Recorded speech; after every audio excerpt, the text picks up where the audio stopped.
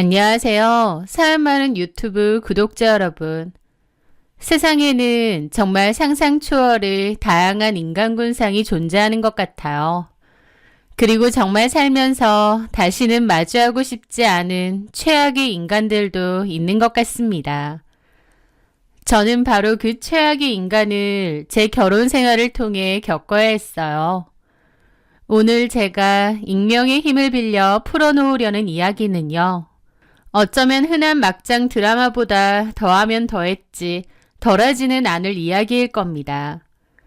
지금부터 그 이야기를 시작해 보도록 하겠습니다. 저는 현재 프리랜서 번역가로 일하고 있는 30대 초반의 여자입니다. 번역 일은 꾸준히 들어오는 편이라서 열심히 하고 있습니다. 저희 아버지는 제가 27살 되던 해에 돌아가셨는데요. 갑작스러운 산업재해 사고로 돌아가시게 된 거죠. 너무 허무하게 또 갑자기 저희 곁을 떠나셨기에 저희 가족은 너무나 큰 슬픔과 상실감을 느꼈습니다. 그리고 아버지의 빈자리와 함께 산재 및 보험 보상금으로 나온 약 2억 원의 돈이 있었습니다.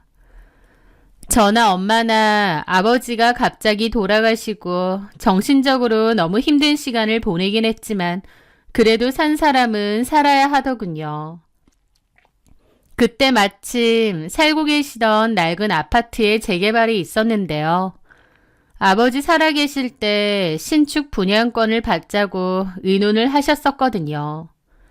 아버지 돌아가시고 나서 아버지와 엄마가 계획하셨던 대로 신축 아파트 분양권을 받게 되셨고 보상금으로 입주를 하기로 하셨습니다. 그 아파트는 주변 입지가 좋아서 투자도 활발하고 인기가 많은 곳이었죠. 아파트 사면 아파트값 오르는 건 시간 문제라는 얘기도 많이 나왔던 곳입니다. 완공 후 입주까지는 3년 정도의 시간이 남았었고요. 그런데 그 사실을 알게 된 친가 쪽 사람들은 기다렸다는 듯이 저희 엄마를 향해 모진 말을 해대는 겁니다. 남편 잡아먹고 팔자 폈다. 죽은 사람은 불쌍하지만 산 사람은 살아야지. 보상금은 우리한테도 좀 나눠줘야 하는 거 아니냐. 이런 식의 인간 이하의 말들을 서슴없이 해대는 겁니다. 심지어 어떤 친척은 아파트 분양권 팔아서 자기 사업 자금을 대라며 밤 늦게까지 집으로 찾아와 행패를 부리기도 했습니다. 그로 인해 평생 온화하시고 화도 잘 안 내시던 저희 엄마는 극심한 스트레스를 받으셨어요. 저희 엄마는 아버지가 돌아가신 충격에 이어 주변 사람들의 모진 비난 때문에 마음의 상처를 크게 입으셨고 결국 우울증까지 앓으셨습니다. 한동안은 병원 말고는 바깥 출입을 못하실 정도로 몸과 마음이 피폐해지셨죠. 그걸 지켜보는 저도 얼마나 가슴 아프고 또 화나던지요. 아버지가 돌아가셔서 결국 가장 슬프고 힘든 건 엄마와 저인데 주변 친척들이 이제 와서 마음대로 찢고 떠드는 소리들이 너무 힘들고 괴롭더라고요. 그래서 엄마는 결국 내가 이 아파트 가지고 있어봤자 뭐하겠니? 분양권 팔아서 너희들한테 다 나눠주고 나는 그냥 조용한 시골로 내려가서 살련다 라고 하셨습니다. 엄마는 저와 오빠에게 돈을 나눠주고 시골로 내려가시려 한 거죠. 하지만 저와 오빠는 그럴 수 없었습니다. 엄마의 깊어지는 우울증을 생각해서라도 도저히 엄마를 홀로 시골에 보내드릴 수는 없었거든요. 저희는 엄마의 안정과 편의를 위해 극구 반대했습니다. 그리고 이건 당연히 엄마가 받아도 되는 거라면서 설득했습니다. 주변 사람들이 뭐라고 하든 신경 쓰지 말라고 하면서요. 그 아파트가 단지 내 커뮤니티 시설도 아주 잘 되어 있고 보안도 철저하다고 하더라고요. 무엇보다 엄마 혼자 지내시기에 안전하고 쾌적한 환경인데다 주변에는 공원도 있어서 산책하시기에도 좋았거든요. 우울증이 있으신 엄마께는 그런 환경이 더할 나위 없이 좋을 거라 생각했죠. 그래서 엄마는 나중에 완공이 되면 그 아파트로 들어가기로 했습니다. 그때 당시 제 시부모님들도 저희 엄마를 무척 걱정해 주셨죠. 어머니가 홀로 되셨으니 제가 장년호를 제대로 해야 한다며 어머님 외롭지 않게 잘 챙겨드리라고 신신당부하셨거든요. 그래서 저는 감사한 마음을 가지고 있었습니다. 적어도 그때까지는 그들의 그 따뜻한 말이 진심이라고 믿었으니까요. 하지만 제 결혼 생활에 가장 큰 골칫거리가 있었는데요. 아니, 골칫거리 정도가 아니라 시한폭탄과도 같았던 존재가 있었는데 바로 남편의 누나, 즉 신우였습니다. 들어보니 신우는 어릴 때부터 유난히 돈 욕심이 많고 허영심이 강하다고 했죠. 고등학생 때부터 부모님께는 독서실 간다고 해놓고 야간 편의점 아르바이트를 하면서 돈을 벌었고 그 돈을 전부 자신을 꾸미는 데 썼다고 합니다. 옷이나 가방, 화장품 같은 것들로 말이죠. 학업에는 전혀 뜻이 없어 결국 대학에 진학하지 않았다고 했습니다. 그리고 20살 때부터 집을 나와 독립해서 이런저런 아르바이트를 전전하며 살았다고 하더군요. 저랑 남편 결혼하고 얼마 되지 않았을 때의 일인데 유튜버가 되겠다며 방송 장비를 사달라고 조르기도 했어요. 그래서 시부모님이 중고 장비를 겨우 마련해 주셨는데 구독자 수는 2자리를 넘기지 못했다고 했습니다. 본인도 열심히 안 했고요. 그러다가 결국 몇 달 만에 장비는 중고로 팔아 용돈으로 써버렸다고 하더군요. 그 뒤로는 SNS 인플루언서 마켓을 한다며 또 물건 사입할 돈을 빌려가서는 그것도 얼마 못 가 흐지부지 접었다고 들었습니다. 끈기라고는 약에 쓸래도 없는 성격 탓이었죠. 제대로 된 직업 한번 가져본 적 없이 늘 불안정하게 지내다 보니 나이가 들수록 자신이 한없이 뒤처진다고 느꼈던 모양입니다. 번듯한 직장을 가진 또래 친구들에 비해서요. 이는 신우의 마음속에 깊은 자격지심과 뒤틀린 질투심을 키웠던 것 같습니다. 결국 신우는 변변한 직업도 모아둔 돈도 없이 나이만 먹었어요. 그리고 거의 떠밀리듯 자신보다 나이가 훨씬 많고 경제적으로도 그리 안정적이지 못한 남자와 서둘러 결혼하더라고요. 게다가 그나마 시댁에서 간신히 보태준 결혼자금 3천만 원이 있었는데요. 그 돈을 결혼자금으로 안 쓰고 몰래 따로 들고 있다가 1년도 안 돼서 전부 까먹었다고 했습니다. 주식 투자니 뭐니 하면서요. 그래서 도시 외곽의 허름한 빌라 전세를 겨우 구해서 산다고 하더라고요. 본인이 다 자초한 일임에도 신우는 이런 암담한 현실에 대한 불만이 차곡차곡 쌓였습니다. 허영심과 사치가 심한 사람인데 현실은 그렇지 못했으니 그 갭이 얼마나 컸겠나요. 신우는 자신의 신세를 한탄했고 늘 징징거리기 바빴습니다. 그런데 언젠가부터 그 화풀이를 엉뚱하게도 저에게 하기 시작하더라고요. 저한테 열등감이나 자격지심을 느꼈던 건진 모르겠는데 말도 안 되는 사소한 트집을 잡고 시비를 걸기 일쑤였거든요. 한 번은 시댁 가족 모임에 제가 원피스를 입고 갔는데요. 저희 엄마가 큰맘 먹고 사주신 거였거든요. 그런데 신우는 저를 머리부터 발끝까지 훑어보더니 노골적으로 비꼬듯이 말했습니다. 올케, 요즘 돈 좀 버나봐?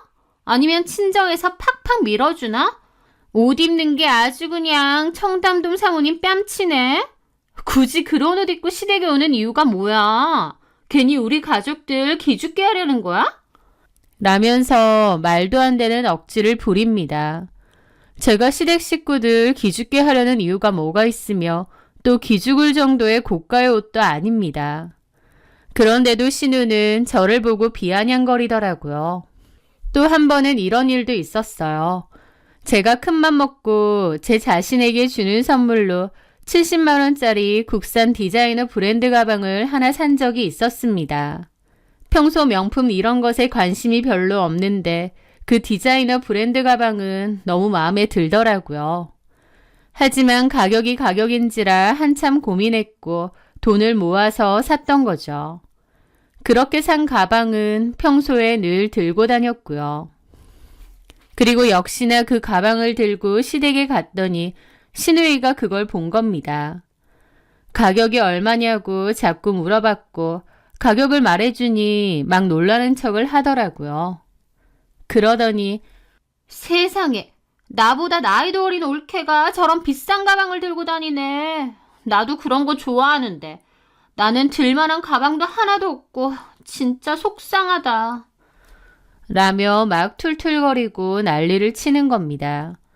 신우는 자기 기분이 상하면 저런 식으로 난리를 쳐서 즐거워야 할 명절 분위기를 완전히 망쳐놓기도 했죠. 남편과 시부모님은 그런 신우를 말리기는커녕 오히려 저더러 그러시는 겁니다. 지수야, 앞으로는 그거 우리 집에 들고 오지 마라. 혜진이 속상해하니까. 라면서요. 소위 명품 브랜드 가방도 아니고 또 설령 그렇다한들 제 가방 가지고 이렇게 할 일인가요? 신우를 나무라지는 못하실 망정 저한테 뭐라고 하시니 저도 기분이 좋지는 않더라고요.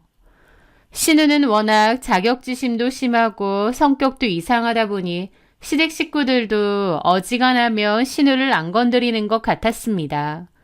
그냥 오냐 넘어가주는 것 같았죠.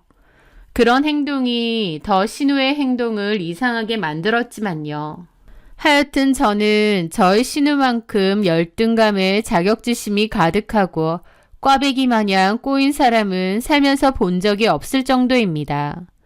그런데 그러던 중 신우네 빌라 전세 계약 기간이 만료되었다고 했어요.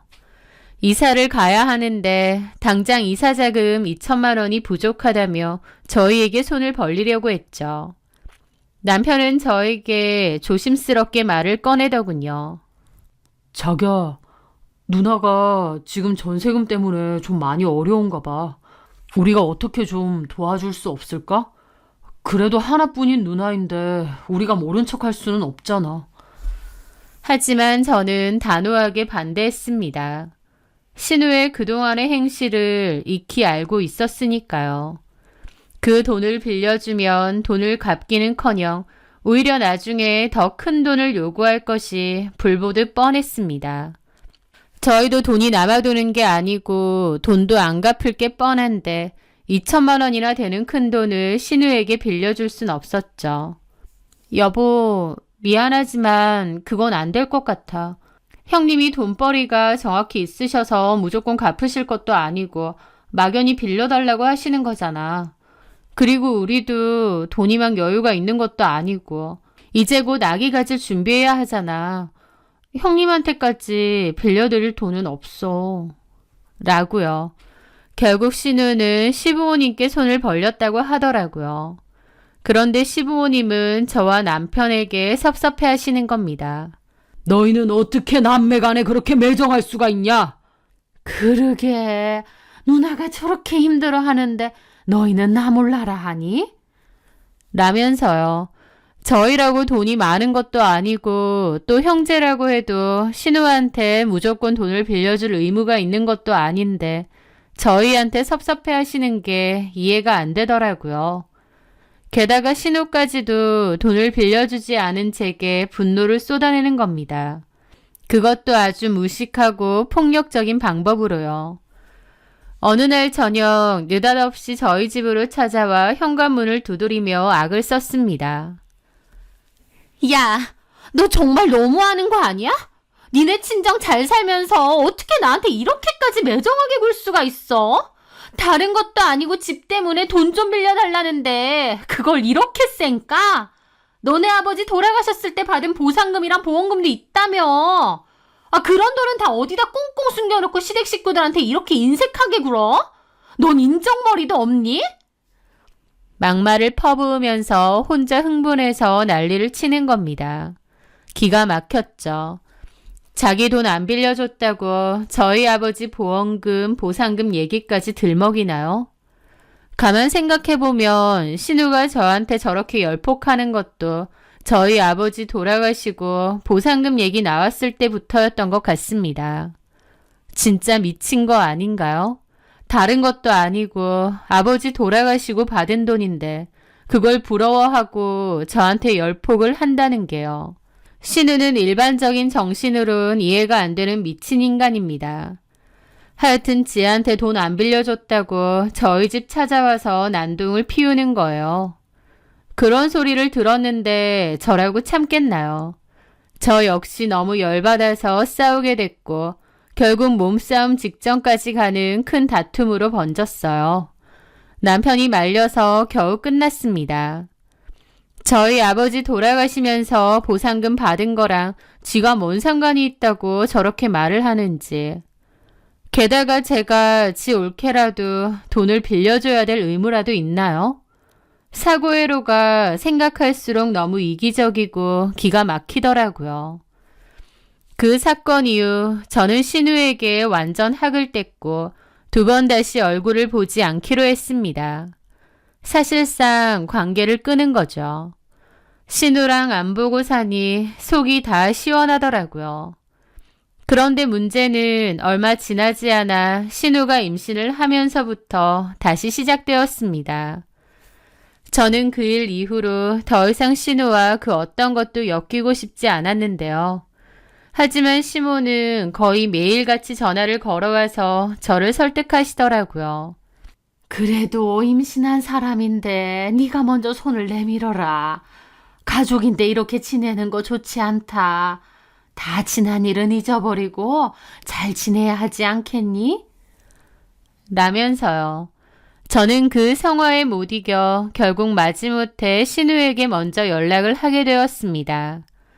어거지긴 하지만 그래도 임신 축하 인사를 건넸고 신우도 형식적으로나마 그때 일을 저에게 사과도 했습니다.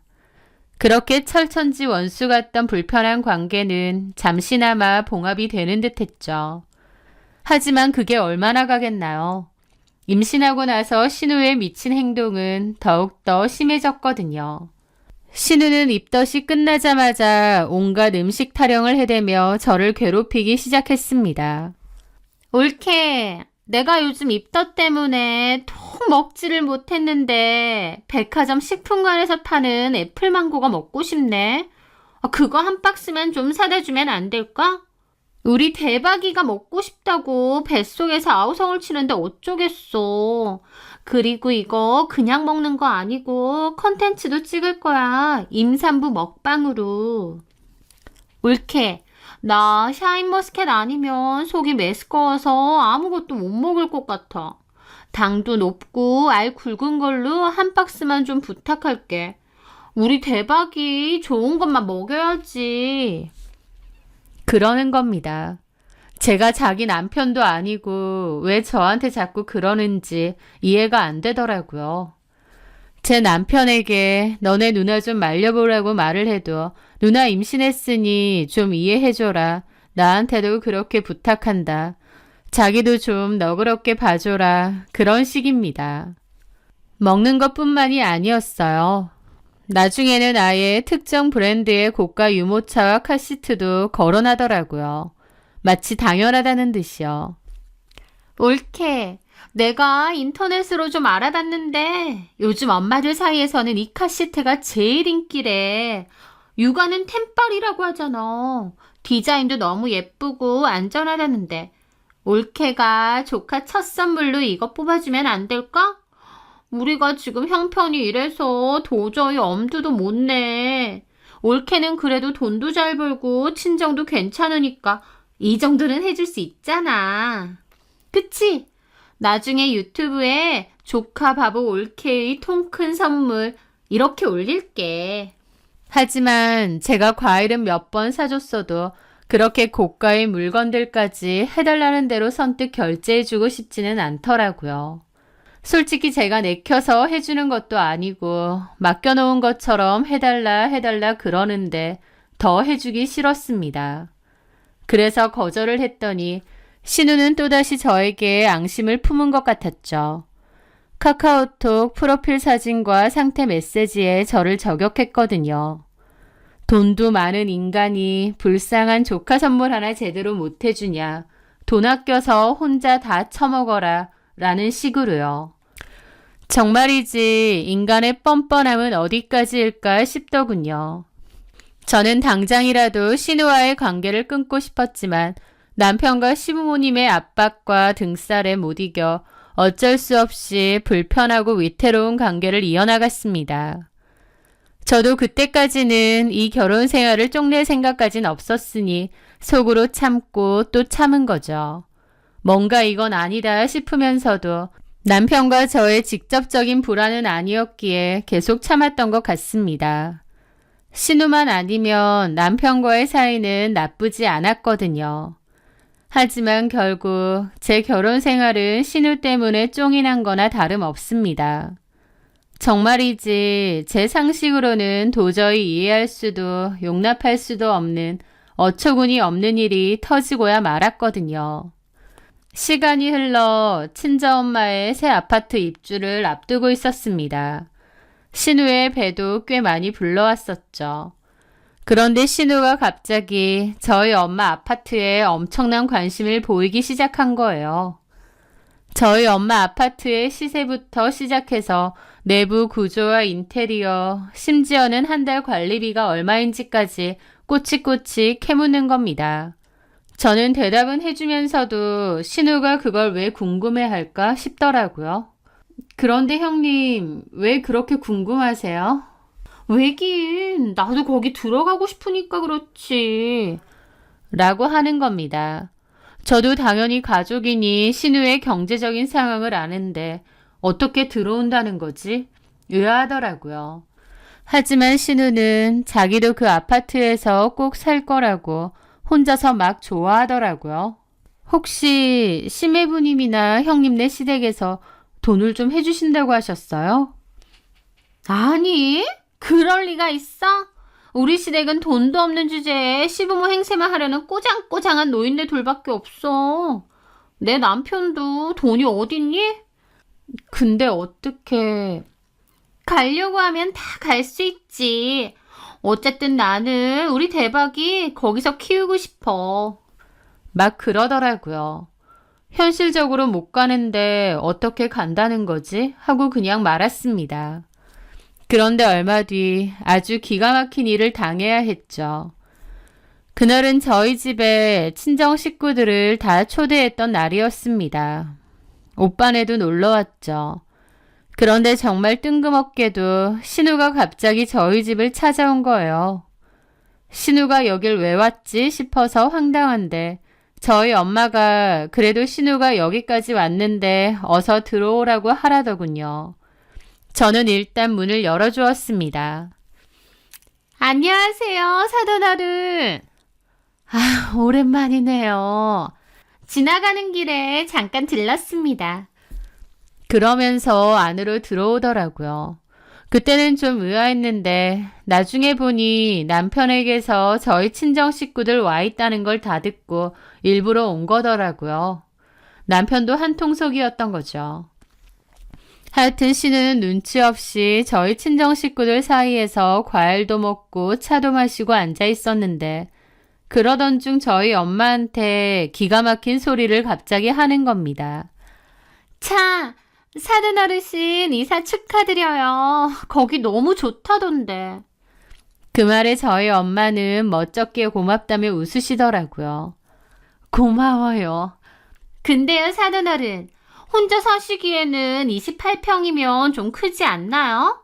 방도 하나만 쓰시면 될 텐데 빈 방 때문에 좀 그러실 것 같아요. 그러는 겁니다. 그때까지는 별 생각 없이 듣고 있었는데 곧이어 말도 안 되는 소리를 하는 겁니다. 그래서 말인데요. 제가 안 그래도 사돈 어른께 좀 부탁드릴 게 있어서요. 부탁이요? 네, 보시다시피 제가 지금 임신 중이잖아요. 2달 정도 남았거든요. 근데 다른 게 아니라 제 아이 낳고 두 돌릴 때까지만 딱 2년만 사돈 어르신 댁이랑 저희 집이랑 서로 바꿔서 살면 안 될까요? 제가 지금 사는 곳이 어르신 혼자 지내기엔 조용하고 아담하고 딱 좋거든요. 저는 이제 곧 갓난아기가 태어나니까 새 아파트에서 아이 키우면서 살고 싶기도 하고, 사실 사돈 어르신은 혼자 사실 건데 굳이 아파트에서 그렇게 사실 필요 없으시지 않나 싶어서요. 라는 겁니다. 그 황당무계하고도 뻔뻔하기 짝이 없는 소리에 저는 순간 할 말을 잃었습니다. 저뿐만 아니라 오빠네도 입이 떡 벌어졌죠. 너무 말도 안 되는 소리를 들어서인지 어처구니가 없어서 멍해지더라고요. 제 남편은 당황한 기색이 역력했지만 그렇다고 누나의 말을 제지도 하지 않고 제 눈치만 살피고 있었습니다. 신우의 헛소리에 친정오빠 내외는 어이가 없다는 듯 헛웃음까지 터뜨렸는데 그걸 듣고 있는 저는 기막히다 못해 너무 창피한 겁니다. 저는 잠시 숨을 골랐다가 최대한 침착하게 그러나 단호한 어조로 입을 열었습니다. 형님, 지금 그 말씀 진심으로 하시는 거예요? 장난이시죠? 장난이라니, 내가 장난을 왜 쳐? 무슨 말도 안 되는 소리를 하세요. 저희 엄마가 왜 새 아파트 놔두고 형님네 그 낡은 빌라에 가서 살아야 돼요? 그게 말이 된다고 생각해서 이런 얘기를 하시는 거예요? 제가 믿을 수 없다는 듯 되묻자 신우이는 갑자기 언제 그랬냐는 듯 표정을 180도 싹 바꾸더니 눈물까지 글썽이며 애원하기 시작하는 겁니다. 저는 무슨 연극 찍는 줄 알았어요. 그 급격한 태도 변화가 기가 막히고 기괴하게 느껴지기까지 하더라고요. 옳게. 내가 무슨 큰 욕심 부리는 거 아니잖아.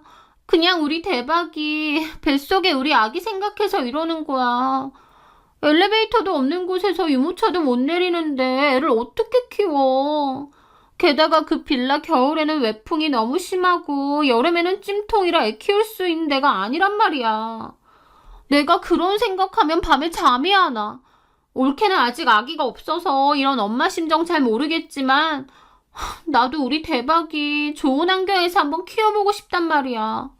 솔직히 사돈 어르신 혼자 사시는데 굳이 그렇게 크고 좋은 아파트가 뭐가 필요한지 모르겠어. 젊은 사람들을 위해서 좋은 마음으로 좀 양보해 주시면 좋잖아.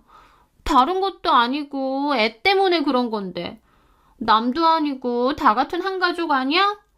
사돈 어른 딱 2년만, 아니 1년만이라도 좀 도와주세요. 마음을 곱게 써야 노년에도 더 복 받으실 거예요. 제가 사돈 어른께 매일 아침 저녁으로 문안 인사 올리고 시키는 건 뭐든지 다 할게요. 네? 그러는 겁니다. 너무 어처구니 없는 부탁이라 어디서부터 얘기를 해야 될지도 모르겠더라고요. 그런데 더 어이없는 건 그 와중에도 가만히 있는 남편이었습니다. 자기 누나가 말도 안 되는 헛소리를 짓거리는데 동생이란 놈은 누나 입을 틀어막고 화를 내도 뭐할 판에 오히려 아무 소리도 안 하는 겁니다. 저희 엄마도 너무 당황해 하시면서 곤혹스러워 하시고요. 저는 도저히 못 참겠더라고요. 벌떡 일어나서 헛소리를 해대고 있는 신우의 팔을 잡았습니다. 말도 안 되는 소리 하지 마시고 그만 나가세요. 무슨 말도 안 되는 소리? 그리고 이거 안 놔? 그럼 이게 말이 되는 소리예요? 저희 엄마가 형님하고 왜 집을 바꿔줘야 돼요? 형님이 저희 엄마랑 무슨 사이고 저희 엄마한테 뭘 해주셨다고요? 설령 바꿔주신다고 해도 제가 싫어요. 저희 엄마가 왜 형님 때문에 그 빌라 가서 개고생하면서 살아야 돼요? 말도 안 되는 소리 그만 좀 하시고 나가세요. 여보, 아무리 그래도 누나 팔을... 너네 누나가 정신 나간 소리 하는데 왜 가만히 있냐고. 뭐? 정신 나간 소리? 그럼 이게 정신 나간 소리죠. 저는 남편에게 말했습니다. 뭐해? 네 누나 나가라고 안 하고. 저는 당장 나가라고 소리 질렀고 신우와 제 사이에 순식간에 싸움이 일어났습니다. 옆에 있던 다른 가족들이 급히 저희를 말리더라고요. 저는 너무 화가 났는데 신우는 그 와중에 임신한 사람한테 이러냐며 제 어깨를 거칠게 밀고는 악을 지르는 겁니다. 야! 뭐가 말이 안 되는데. 가족끼리 좀 도와줄 수도 있지. 이거 완전 깡패 아니야. 내가 그래도 네 신우인데 이따위로 나와? 신우면 뭐? 나도 진짜 도저히 못 참겠다.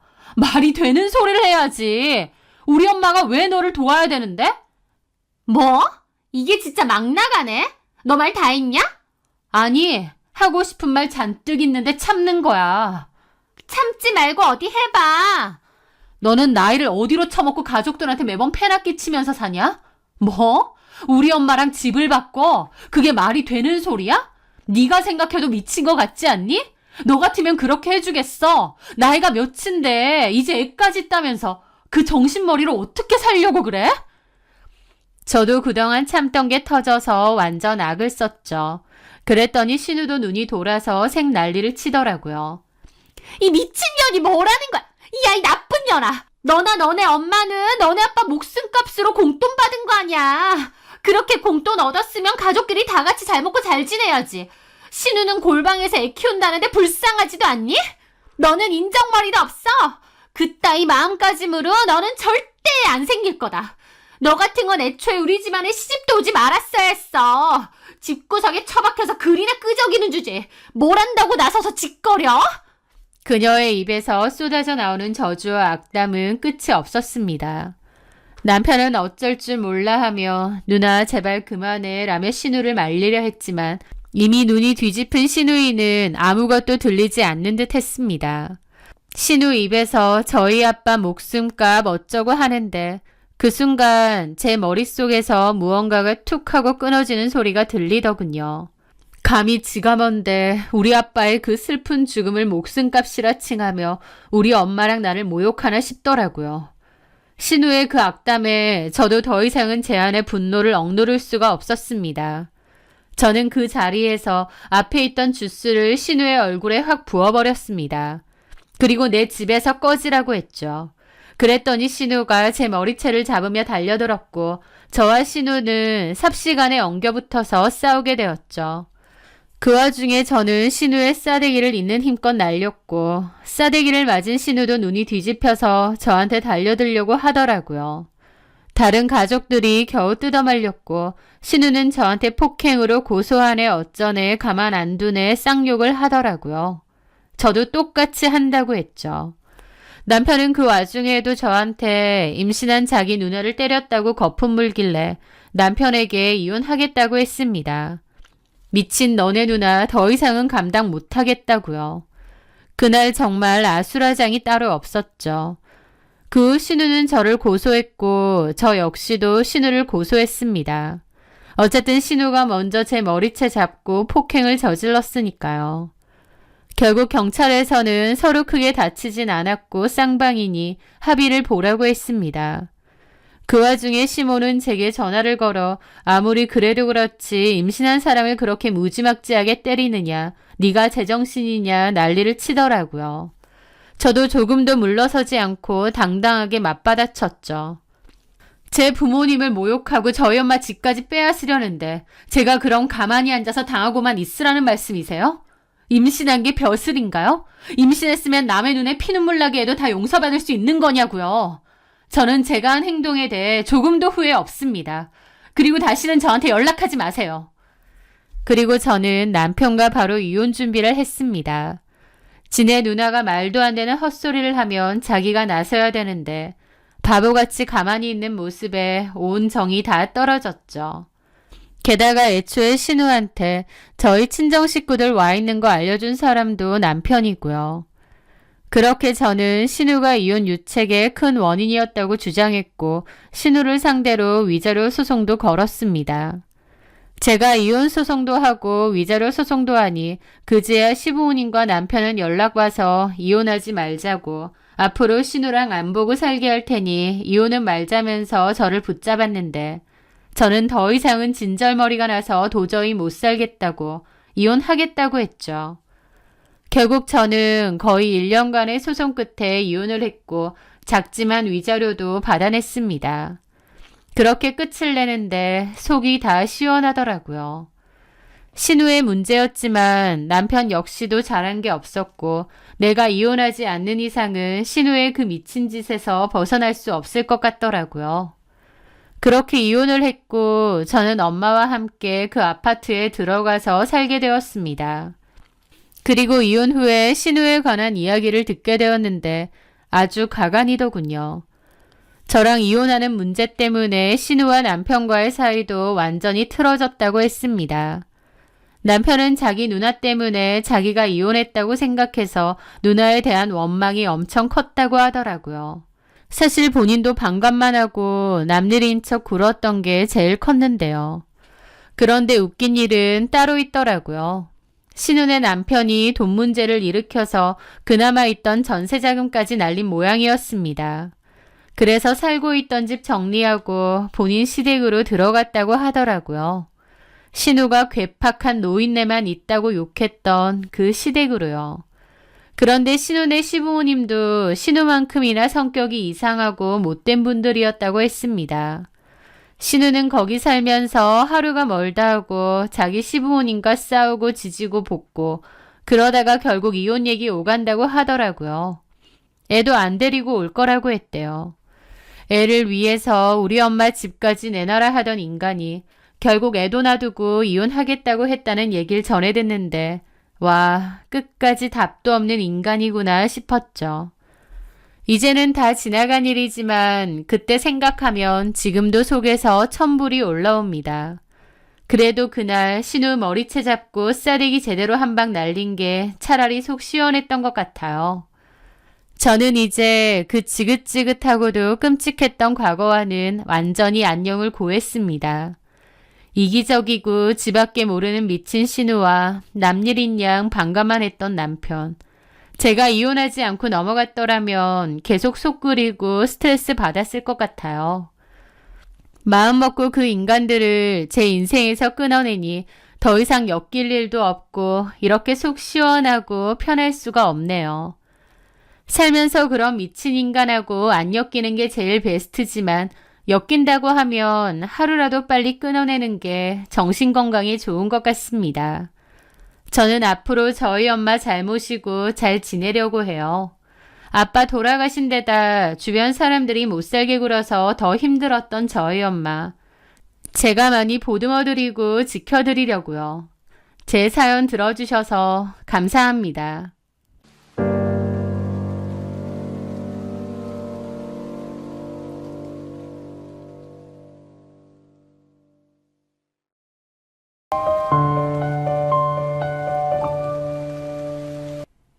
안녕하세요.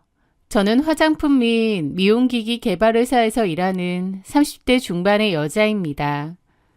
저는 얼마 전 제 인생에 아주 큰 오점을 남긴 남편과 이혼을 마무리했습니다.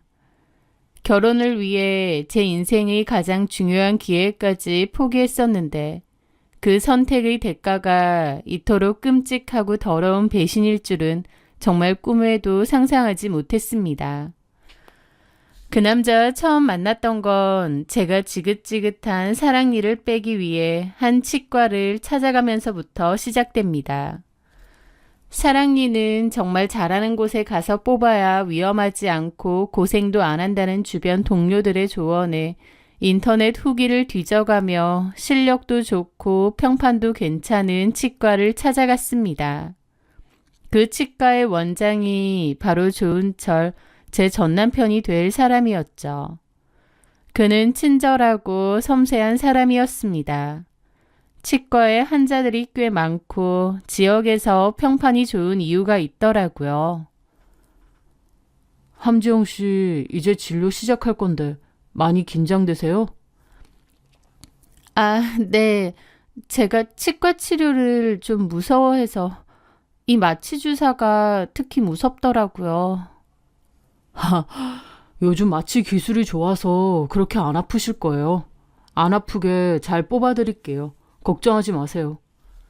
겁먹은 저를 안심시켜주며 농담도 건네고 막상 발치에 들어가니 언제 그랬냐는 듯 엄청난 집중력으로 치료를 하더라고요. 그 프로페셔널한 모습에 저도 모르게 신뢰가 갔고 간 김에 치과 정기 검진도 하면서 어금니 크라운 치료까지 그 병원에서 하기로 했죠. 그렇게 병원에 치료차 꼬박꼬박 다니던 어느 날이었습니다. 병원 전화도 아니고 개인 번호로 원장님께 문자 한 통이 온 거예요. 함지영 씨, 어제 신경치료한 곳은 괜찮으신가요? 많이 아파하시길래 걱정이 돼서 연락드렸습니다. 조은철 원장. 그 연락을 받고 좀 의아하더라고요. 병원이 환자에게 이렇게까지 개인적으로 연락을 하나 싶어서요. 조금 의아하기도 했지만 환자가 적은 병원도 아닌데 세심한 애프터 서비스라고 생각해서 고맙게 생각했습니다. 그렇게 마지막 치료까지 다 끝냈고 더 이상은 그 치과를 갈 일이 없었어요. 그런데 그 원장에게서 또다시 연락이 왔습니다. 이번에는 안부를 묻는 것이 아니라 저에게 호감이 있다는 고백으로요. 지영 씨, 이런 말씀 드리는 게 직업적으로 괜찮을지 모르겠지만 혹시 괜찮으시다면 환자와 의사가 아니라 개인적으로 한번 만나뵐 수 있을까요? 라고요. 이런 경험은 처음이라 놀랍기도 하고 당황스러웠지만 솔직히 싫지는 않았습니다. 젊고 젠틀하고 괜찮아 보이는 사람이었으니까요. 그렇게 저도 그 원장님과 따로 연락을 하게 되었고 치과 밖에서 개인적인 만남을 이어가게 되었습니다. 병원 일로 그는 늘 바빴지만 틈틈이 시간을 내어 저를 만나러 왔고 데이트도 즐겼습니다. 그의 다정함과 지적인 모습에 저는 점점 깊이 빠져들었던 것 같아요. 그렇게 만나오다가 8개월 정도의 연애 끝에 저희는 자연스럽게 결혼을 약속했습니다. 사실 저는 결혼을 준비하게 되면서 제가 준비하고 있었던 일을 놓치기도 했는데요. 원래는 미국 지사에서 근무를 하고 싶어서 발령 근무 신청을 해놨었거든요. 해외 생활을 전부터 하고 싶기도 하고 애초에 이 회사에 지원했던 것도 나중에 미국 지사로 근무지를 옮기고 싶어서였습니다. 커리어적으로도 또 개인적으로도 꼭 해외에서 근무를 하고 싶었거든요. 그맘때 해외 지사로 갈 수 있는 기회가 생겼는데 결혼을 준비 중이었기에 그 기회는 포기하고 한국에 계속 남아 일을 하기로 했습니다. 남친에게도 그 얘기를 했었어요.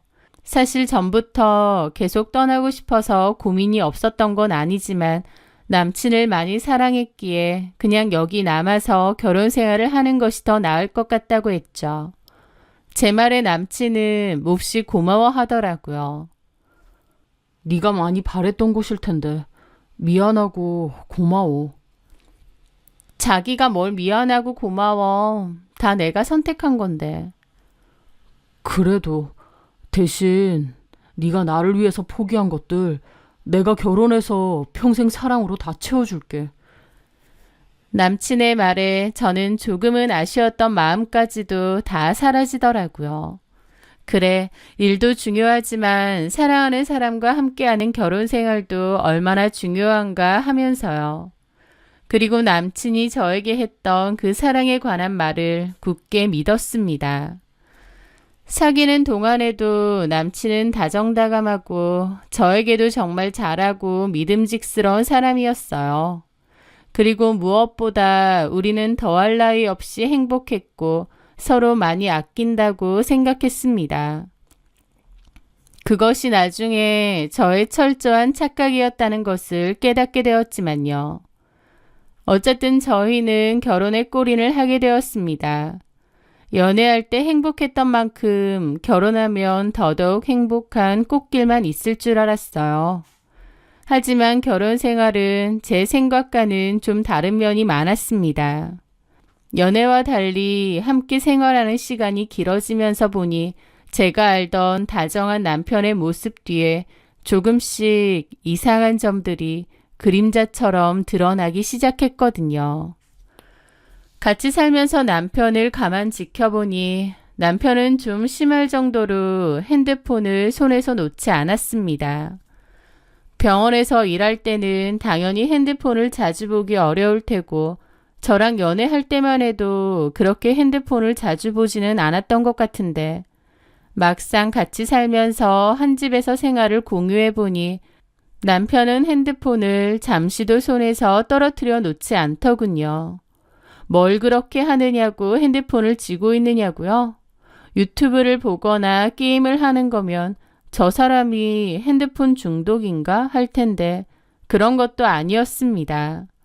남편은 누군가와 메시지를 주고받느라 내내 핸드폰을 쥐고 있는 거였어요. 게다가 혼자 폰을 보면서 뭐가 좋은지 시시덕거릴 때가 많았습니다. 제가 은근슬쩍 누구랑 그렇게 재밌게 얘기해? 라고 물으면 남편은 멋쩍게 웃으며 핸드폰을 쓱 가렸죠. 아, 그냥 동창들 단톡방이라 치과의사 옆에 사람들이랑 이런저런 얘기지 뭐. 되게 카톡을 많이들 하시나 보다. 바쁠 텐데. 단톡방 안에 워낙 사람이 많으니까 쉴 새 없는 거지. 그리고 내가 이런저런 모임도 많이 하잖아. 인맥 관리 차원에서 연락 꾸준히 주고받고 하는 거지. 남편은 그렇게 아무렇지 않은 표정으로 대답하곤 했는데 그런 여유로운 표정과 달리 손으로는 철저히 핸드폰을 가리거나 주머니에 넣으면서 절대 저한테 안 보여주려고 하는 겁니다. 심지어는 잘 때조차도 베개 속에 넣고 자거나 주머니에 넣고 잘 정도로 철통 보안이었죠. 핸드폰뿐만이 아니었습니다. 저희 집에는 남편이 서재방으로 쓰는 방 하나가 있었는데요. 그 서재방 책상에 있는 노트북도 핸드폰만큼이나 조심하고 경계하는 겁니다. 남편은 이건 자기가 업무용이나 연구용으로 써야 되는 거라면서 함부로 만지면 안 된다고 신신당부하고 아예 제 노트북도 따로 사주더라고요. 검색용이나 필요한 일 있으면 이걸 쓰라고 하면서요.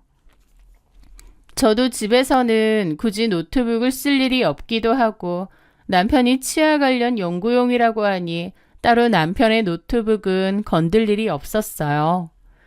하지만 핸드폰도 그렇고 노트북도 그렇고 남편은 제가 다가오는 것을 극도로 경계한다고 생각했기에 뭔가 계속 미심쩍었습니다. 그러다가 하루는 휴일에 청소를 할 겸 남편 서재방으로 들어가게 되었어요. 그런데 늘 닫아두었던 노트북이 그날은 열려 있더라고요. 가만 보니 남편이 노트북을 쓰다가 잠시 화장실이라도 간 듯 했습니다. 저는 무심코 서재 책상을 닦으려고 노트북 근처로 다가갔고 닦는 김에 노트북도 같이 닦으려고 했거든요. 그런데 그 순간 화장실 다녀온 남편이 질겁을 하면서 달려오더니 탁 하고 제 앞에서 노트북을 덮어버리는 겁니다. 뭐 하는 거야? 왜 남의 노트북을 함부로 만져? 라면서 정색을 하며 화까지 내면서요. 저는 황당하고 어리둥절한 기분이었고요. 함부로 만지는 게 아니라 여기 청소하면서 근데 왜 그렇게까지 화를 내? 아니, 지금 연구 자료 같은 걸 보고 있었는데 괜히 잘못 건드리면 날아갈까 봐 놀라서 그렇지. 그러는 겁니다. 어이가 없었죠. 제가 무슨 3, 4살 애도 아니고 컴맹도 아니고 남편 일한다고 노트북에 띄워놓은 연구자료를 함부로 지우거나 휴지통으로 버리기라도 하겠나요? 어련히 조심하겠죠. 남편이 저에게 보인 행동이 너무 과민하고 이상하더라고요. 제가 얼빠져서 쳐다보니 남편은 그제서야 멋쩍은 듯 그러는 겁니다. 아, 미안해. 실은 전에 우리 엄마가 청소해 주신다고 내 방 치우시다가 힘들게 준비했던 내 연구 자료를 실수로 날리신 적이 있거든. 그 이후로부터는 좀 이런 거에 예민해.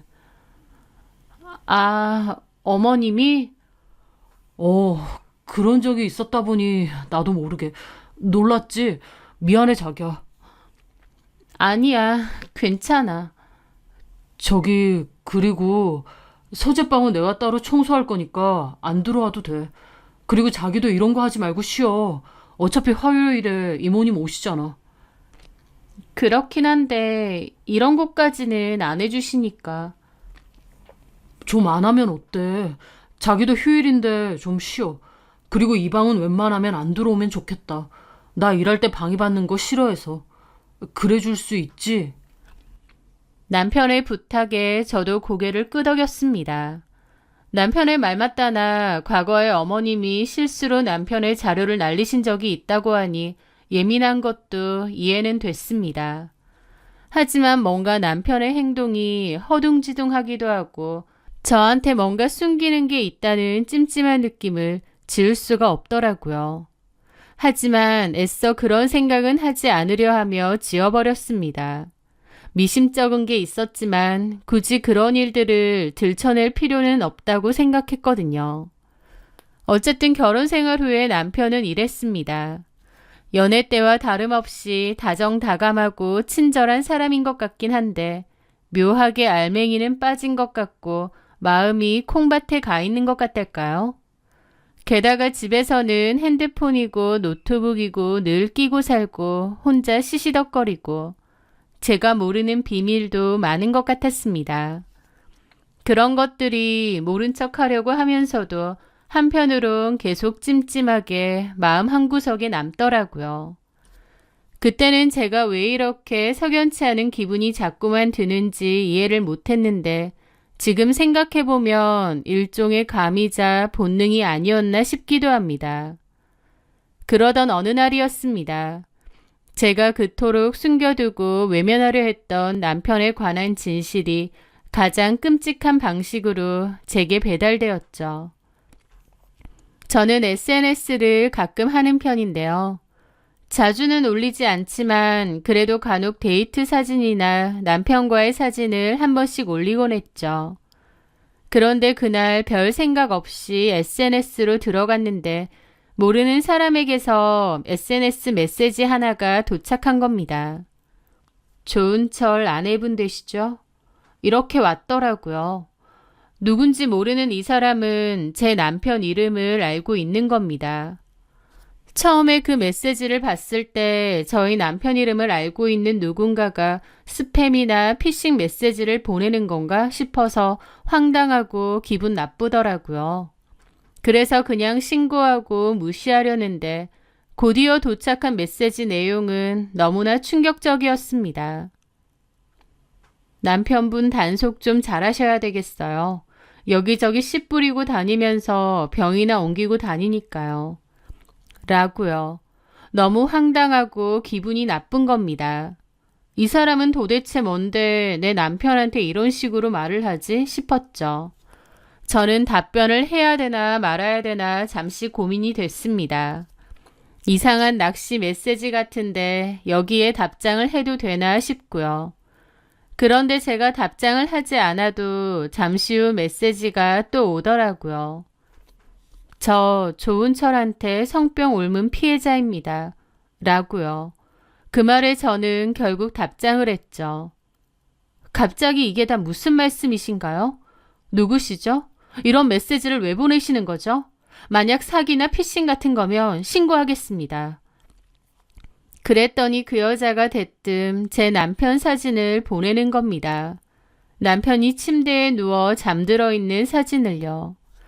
그걸 보는 순간 머리에 망치라도 한 대 얻어맞은 듯 충격이 다가왔습니다. 아, 이건 거짓말이 아니구나 라는 것을 깨닫게 되었고 뜨악했죠. 맞죠? 조은철 사진? 치과 의사고. 이 사진은 뭐죠? 그쪽하고 결혼하기 전부터 만났어요. 저랑 결혼한다고 해놓고 갑자기 헤어지자고 하더니 그쪽이랑 결혼하더라고요. 그래놓고 저한테 다시 연락 와서 그쪽하고 곧 이혼할 거라고 하더군요. 막상 결혼하고 보니 안 맞다고요. 이혼한다고 하니 그 뒤로 몇 번 더 만났고 관계도 가졌습니다. 제가 조은철한테 속은 것 같아요. 그리고 그 뒤로 몸이 좀 안 좋아서 병원에 가보니 제가 성병에 걸려 있더라고요. 저는 조은철 말고는 관계를 한 적이 없거든요. 조은철한테 얘기하니 갑자기 저보고 욕하면서 걸레니 뭐니 저를 매도하더니 다시는 연락 말라고 하더군요. 너무 억울하고 열받아서 저도 가만히 있을 수는 없어서요. 조은철에 대해서 한번 알아보세요. 그 인간 겉으로만 젠틀한 척하지 사실은 완전 여미새에다 걸레짝이나 다름없거든요. 만났던 여자가 저만 있는 건 아닐 겁니다. 이렇게 왔더라고요. 저는 뭔가를 더 물어보고 싶었는데 그 여자는 갑자기 대화방에서 나간 건지 오프라인 상태가 되어버렸습니다. 기막힌 기분이 들면서 동시에 내가 그동안 남편과의 결혼 생활에서 느꼈던 그 찜찜함이 이런 거였나 싶더라고요. 저는 결국 남편이 그토록 감추고 싶어 했던 핸드폰과 노트북을 뒤져보기로 했습니다.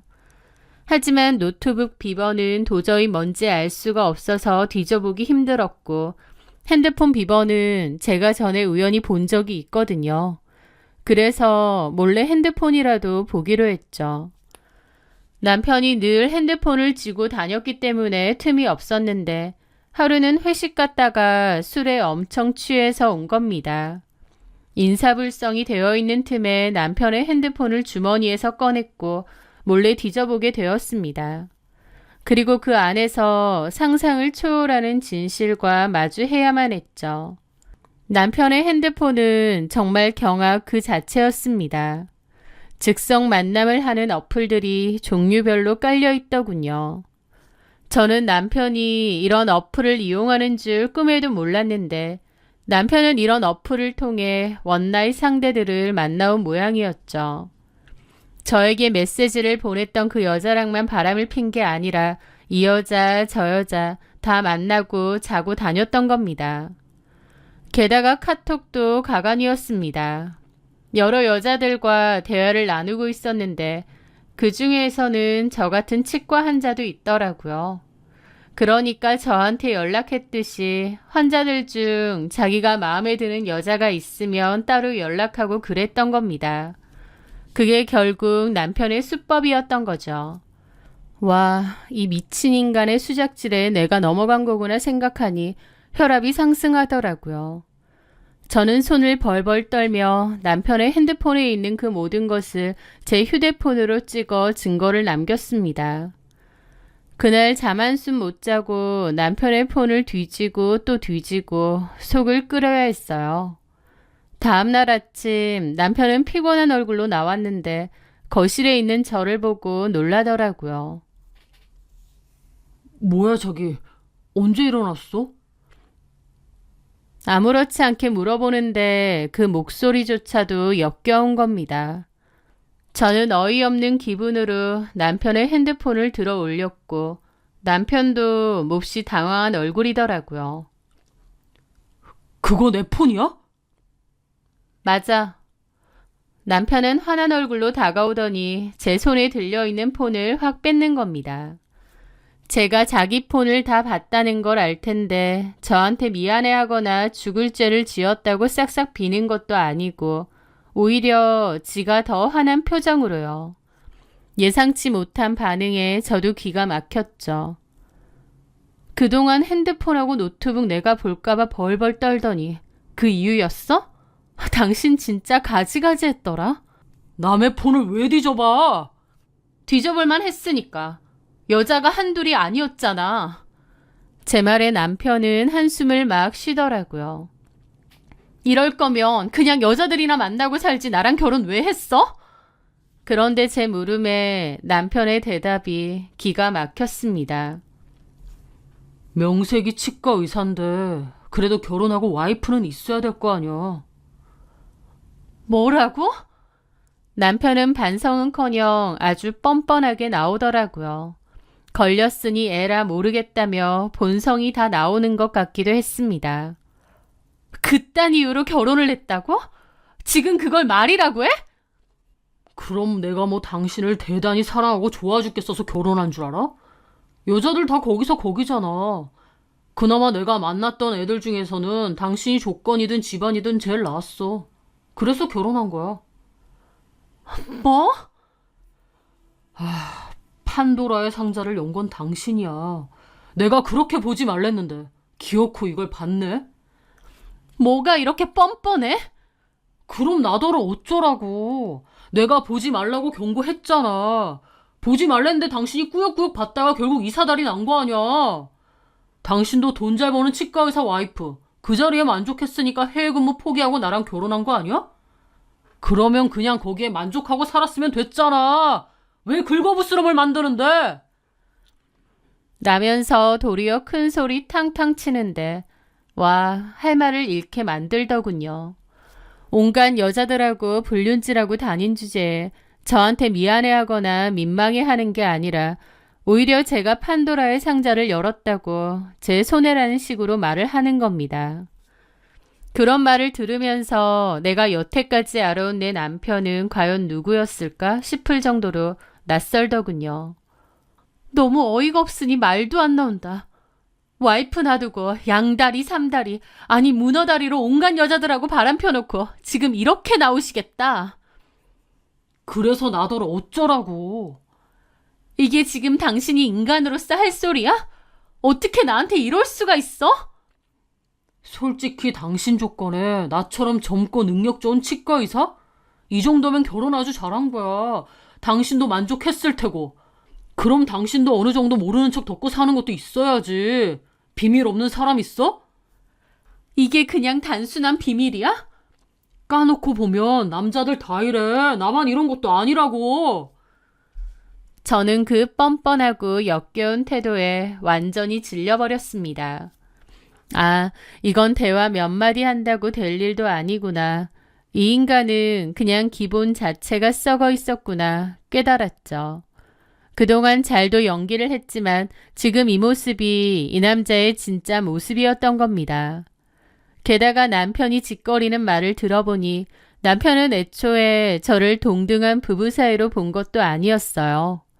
만나던 여자 중 그나마 제가 나은 것 같아서 선택한 것 뿐이었고 잘 나가는 치과의사 와이프 됐으면 이 정도는 감수하라 이거였습니다.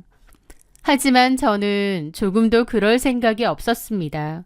제가 왜 그래야 되나요?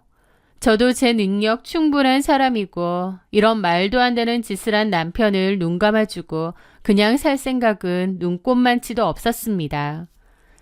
저는 남편과 이혼을 하겠다고 마음을 먹었습니다. 하지만 당장 이혼하고 싶은 마음과 달리 이혼이라는 현실을 마주한다는 게 어쩐지 두렵기도 하더군요. 그래서 일단은 각방을 쓰며 저 혼자 충분히 생각할 시간을 가지기로 했습니다. 남편과는 아예 남남처럼 지내면서요. 물론 몇 번을 생각해도 결론은 이혼이겠지만 그래도 제 선택에 후회가 되지 않게끔 그리고 최대한 현명한 방법으로 끝을 낼 수 있게끔 여러 가지를 생각해야 했죠.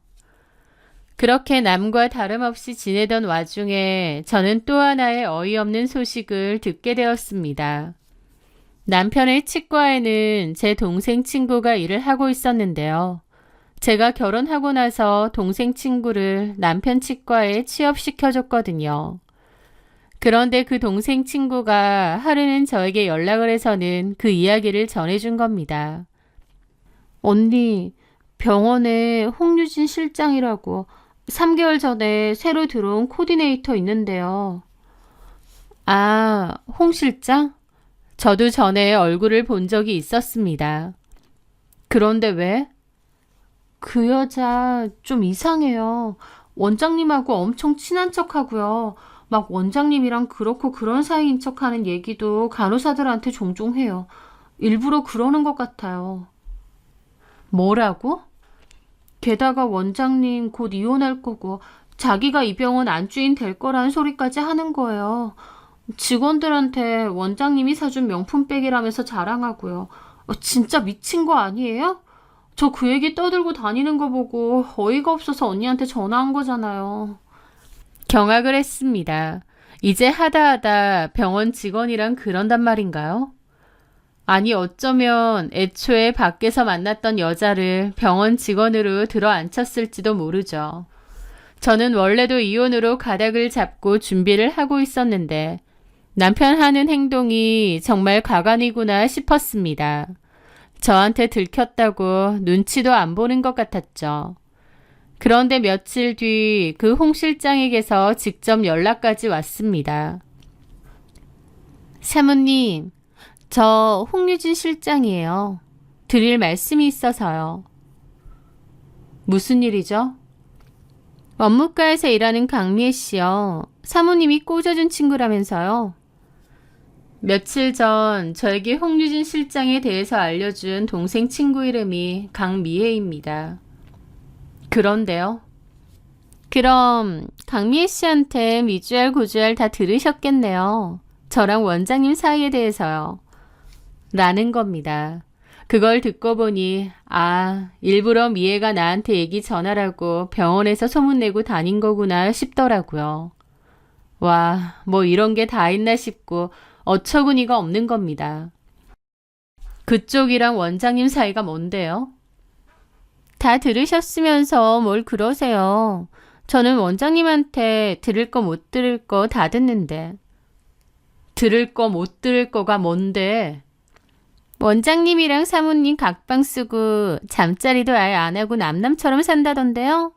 결혼한 지 뭐 얼마나 되셨다고 벌써 그렇게 지내세요? 안 만나 본데 서로 불행한 결혼 생활 그만하시고 차라리 원장님이랑 이혼하시는 게 어때요? 라는데 내가 좋은 철 같은 쓰레기랑 결혼해서 별의 별일을 다 겪는구나 싶어서 씁쓸한 웃음이 나더라고요. 참나. 그러니까 네가 원장님 상간녀인데 지금 나한테 이혼해달라고 요구하는 거니? 상간녀가 아니고요. 원장님하고 서로 사랑하는 사이예요. 머리가 띨띨하니? 본처가 있는데 너랑 그러고 있는 거면 그게 상간이고 외도야. 멍청하니까 그러고 사나 보다. 참나. 그렇게 말하면 자존심이 좀 서세요? 라면서 깐족깐족 거리더라고요.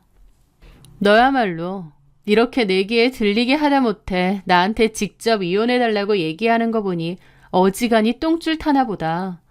나랑 좋은 철 이혼이라도 하면 네가 이 자리 차지하고 싶은데 다른 여자가 채갈까봐 엄청 불안한가 봐? 뭔 소리 하세요? 무슨 다른 여자요? 원장님한테 저 말고 다른 여자가 어디 있다고요? 사모님이랑 이혼하면 당연히 저랑 재혼하신다고 했어요. 라는데 저는 그 말에 그냥 웃었습니다. 그리고 홍유진은 좋은 철의 실체에 대해서 아무것도 모르는구나 싶더라고요. 유부남이랑 놀아나는 애가 이렇게 순진해서야. 나 통화 내용 자동 녹음되거든? 네 입으로 내 남편이랑 바람났다고 하고 뻔뻔하게 이혼해달라고 했지. 이거 그대로 증거로 써서 너 상간소송 걸어줄게. 제가 상간소송 건다고 해도 홍유진은 아무렇지도 않아 하더라고요. 그것까지 염두에 두고 한 행동이었나 봅니다. 네, 얼마든지요. 그렇게 해서라도 이혼만 한다면 상관없어요. 아, 그래? 그렇게 좋다 하면 내가 이혼해줄게. 좋은 철이 이혼 안 하고 재혼도 안 해줄까봐 안달이 난다는데 불쌍해서라도 내가 양보해줘야지. 저는 비웃으며 전화를 끊었고 홍유진을 상대로 곧바로 상간소송을 제기했습니다. 그리고 더 기다릴 것 없이 그 전에 모아둔 증거로 남편을 상대로도 소송은 시작했죠. 이 더러운 꼴들 더 이상은 못 보겠다 싶었거든요. 그렇게 본격적인 소송이 시작되었는데 얼마 지나지 않아 진짜 웃긴 얘기를 듣게 되었습니다. 남편이 홍유진을 병원에서 잘랐다는 얘기를요. 홍유진은 남편이 저랑 이혼하면 자기가 제 자리를 차지할 수 있는 줄 알았겠지만 남편에게 홍유진은 그냥 갖고 노는 여자 중 한 명일 뿐이었죠. 그런데 홍유진이 주제넘게 저한테 이혼 종용하고 병원의 원장님이랑 무슨 사이네 어쩌네 떠들고 다니니까 좋은 철이 홍유진을 자른 겁니다. 게다가 홍유진하고도 일방적으로 헤어진 모양이었죠. 그 얘기를 전해 들었는데 너무 웃긴 겁니다. 한마디로 홍유진은 저한테 상간소송 당하고 남편에게도 팽을 당한 거였죠. 그 홍유진 변호사 쪽에서 합의를 하자고 연락이 왔습니다. 그렇게 당당하게 위자료 그까짓 거 낼 테니 이혼만 해달라고 할 땐 언제고 남편한테 팽당하고 나선 위자료가 너무 크고 부담스러웠던 것 같더라고요. 저는 웃으면서 홍유진과 직접 통화를 하겠다고 했습니다. 홍유진은 풀이 죽은 목소리로 전화를 받더라고요. 안녕하세요, 사모님. 잘 지냈죠? 변호사 통해서 합의 좀 해달라고, 금액 좀 낮춰달라고 했다던데? 들으셨겠지만 제가 병원에서도 잘리고 돈이 없어서요. 내 남편하고도 헤어지고 제 물음에 홍유진은 아무 대답도 하지 않더라고요. 어쨌든 홍유진 씨, 그건 내 할 바 아니고 나는 합의도 해줄 생각 없고 위자료 금액 낮춰줄 생각도 없어요.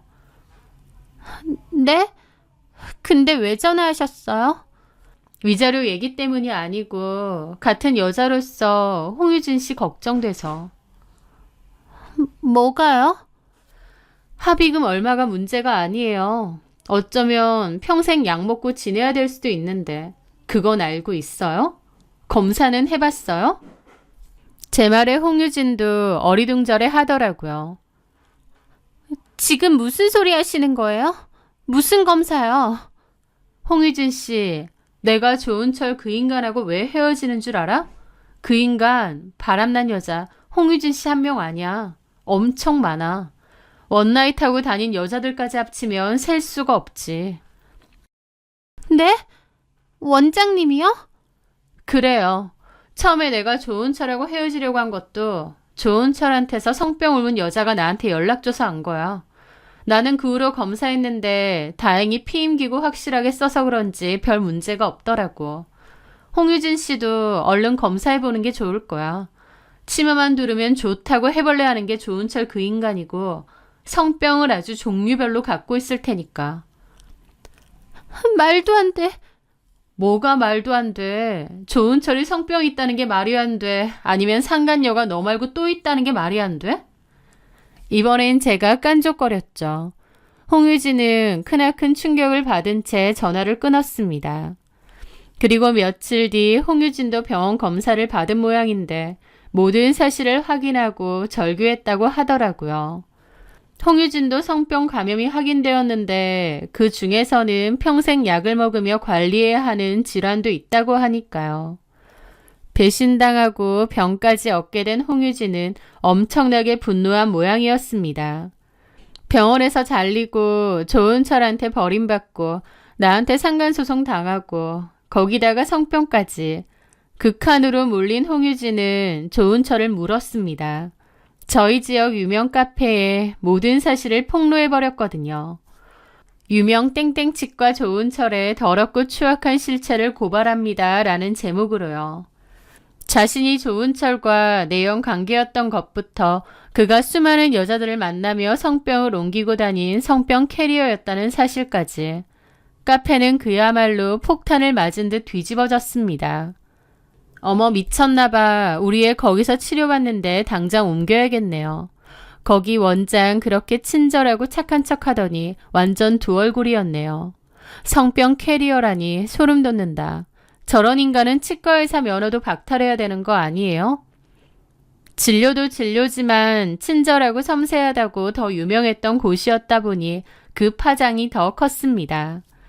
그 일이 일파만파 퍼지면서 환자들의 예약 취소 전화가 빗발쳤고 남편의 치과는 제대로 타격을 받은 모양이었습니다. 원래는 환자들이 넘쳤는데 그 일 이후로 환자는커녕 병원으로 욕설 전화가 그렇게 온다고 하더라고요. 남편은 홍유진을 명예훼손으로 고소했고 홍유진 역시 성병을 옮긴 일로 남편을 고소했다고 하더라고요. 소송과 개싸움만이 남은 거였죠. 저는 그 모든 소송이 벌어지는 와중에 조용히 이혼 소송과 상간 소송에서 이겨 이혼을 마무리했습니다. 위자료도 충분히 받았고요. 하지만 돈으로도 보상되지 않는 게 있죠. 그 일은 저에게도 큰 충격과 상처로 남았으니까요. 너무 기막힌 일이었고 남편의 치과가 화제가 되면서 저까지 덩달아 다른 사람들의 입에 오르내리기도 했습니다. 그런 게 다 너무 힘들고 스트레스도 심했죠. 하지만 제가 가해자도 아닌데 부끄러워하고 민망할 필요는 없잖아요. 저는 오히려 어깨 당당히 펴고 살기로 했습니다. 그리고 똥 제대로 밟았다 생각하고 제 인생에서 그 인간들을 지워버리기로 마음먹었고요. 그렇게 제 생활에 또 제 일에 집중하며 살아가던 차에 저에게는 좋은 기회가 다시 찾아왔습니다. 다시 외국 지사 발령 기회가 왔는데 이번에는 길게 고민할 것도 없이 그곳으로 가기로 했습니다. 새로운 환경에서 새롭게 다시 시작해보기로 했거든요. 더 늦기 전에 전부터 해보고 싶었던 것에 도전을 한다 생각하고요. 물론 그곳에 간다고 다 좋지만은 않을 겁니다. 오히려 힘들고 어려운 일들이 많겠죠. 하지만 이렇게 기막히고 큰일을 한번 치르고 나니 저도 많이 성숙해진 것 같고 좀 더 의연해진 것 같기도 합니다.